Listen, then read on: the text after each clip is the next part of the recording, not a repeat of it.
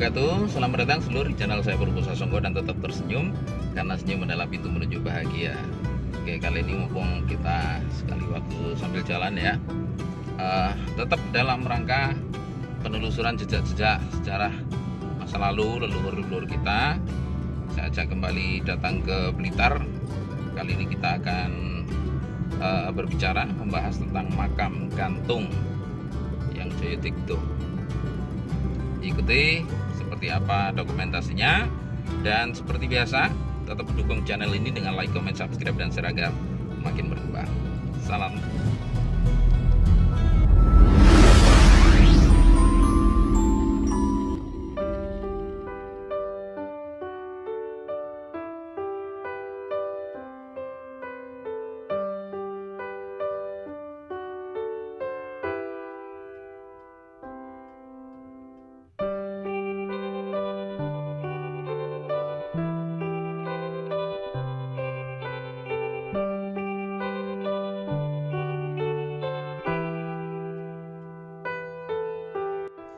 Salam budaya. Selamat berjumpa para pecinta sejarah Nusantara. Baiklah, seperti yang di muka sudah saya sampaikan, kali ini saya mengajak sedulur semuanya untuk jalan-jalan melakukan penelusuran jejak-jejak sejarah leluhur kita di wilayah Nusantara. Dan kali ini saya ajak sedulur untuk kembali datang ke kota Blitar. Ya, Blitar memang kota dengan sejuta cerita, sejuta sejarah, dan sejuta peninggalan para leluhur. Kali ini sedulur, saya ajak panjenengan semuanya untuk berkunjung ke sebuah tempat yang dinamakan Pasanggrahan Joyodigdan. Tempat ini berada di Jalan Melati nomor 43, Kota Blitar. Di tempat ini ada sebuah makam yang diyakini sangat keramat. Warga Blitar sudah tidak asing lagi dengan tempat ini. Masyarakat menyebutnya sebagai makam gantung. Pasanggrahan Joyodigdan, tempat di mana lokasi makam gantung itu berada, adalah sebuah rumah kuno dengan pekarangan seluas 3,5 hektar. Yang mana banyak ditumbuhi oleh pepohonan buah-buahan. Tampak pula dua patung singa duduk di sebelah kanan dan kiri teras rumah kuno itu. Areal makam gantung lokasinya ada di bagian belakang sisi kanan.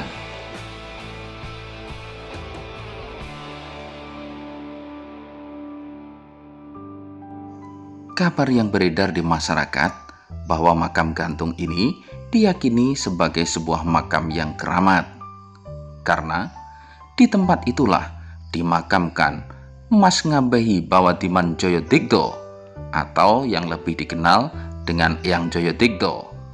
Beliau adalah seorang patih Blitar yang pada masanya dikenal menguasai ilmu langka Aji Pancasona. Aji Pancasona atau ilmu Pancasona, atau kadang juga disebut sebagai Aji Pancasunya, adalah sebuah ilmu yang mana kekuatannya mengakibatkan pemilik ilmu tersebut apabila mati akan hidup kembali.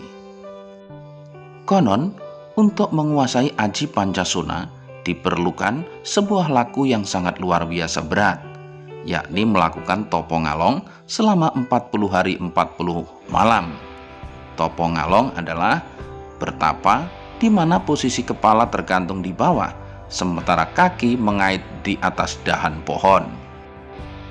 Dan inilah lokasi di mana makam gantung itu berada, atau tepatnya inilah makam dari Eyang Raden Ngabehi Bawadiman Joyodigdo.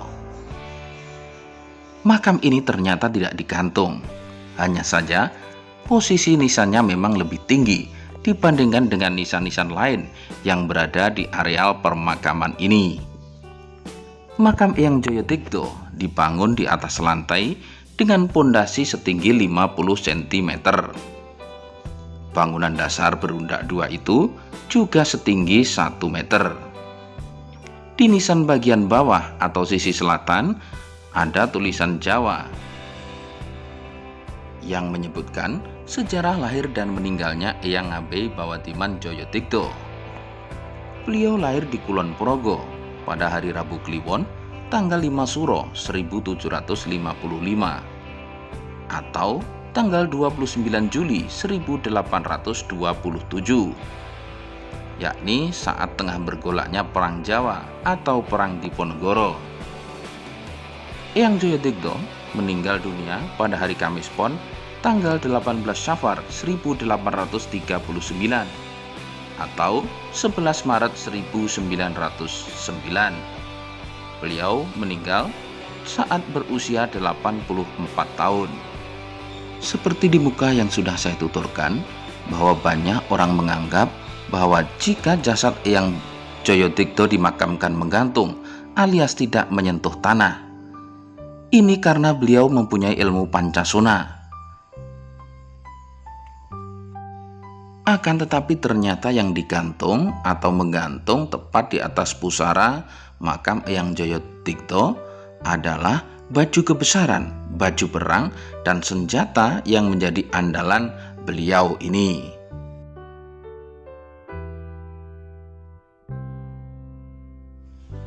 Di makam Eyang Joyotigdo ini juga ada sebuah mitos, atau bahkan banyak mitos. Di antaranya adalah adanya 2 ekor macan atau harimau penjaga.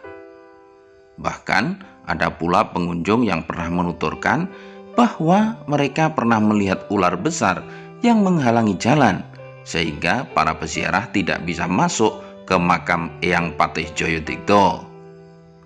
Ada lagi cerita yang lain. Pernah ada orang yang berniat mencuri barang-barang Patih Joyotigdo, tapi pada akhirnya tidak berhasil. Bahkan orang tersebut justru menjadi gila. Makam ini juga disebut sebagai makam menangis karena sering terdengar suara tangisan dari tempat ini. Mitos-mitos yang terbangun dan berkembang di makam gantung area makam Patih Joyotigdo tersebut memang sangat terkesan tidak masuk akal. Akan tetapi, inilah tradisi dan adat istiadat orang Jawa untuk menghormati sosok yang dimakamkan di tempat tersebut, serta tentu saja untuk mengenang dan menghormati jasa-jasa Eyang Ngabei Bawatiman Joyotigdo atau Patih Joyotigdo, seorang tokoh sufi yang sangat tersohor dan menjabat sebagai patih di Blitar pada masa lalu. Sekali lagi, makam gantung ini sebenarnya tidak tergantung sebagaimana yang dipersepsikan banyak orang. Ya, makam ini tetap berada di dalam tanah. Hanya saja, jenazah Patih Joyotigdo memang tidak bersentuhan dengan tanah, alias berada dalam peti besi yang juga disangga di 4 sudutnya. Terima kasih sudah menonton video ini. Semoga menambah pengetahuan kita semuanya. Semoga menambah wawasan kita semuanya. Dan tentu saja, semoga bermanfaat. Bangsa yang besar adalah bangsa yang tahu bagaimana menghargai sejarah leluhurnya. Salam.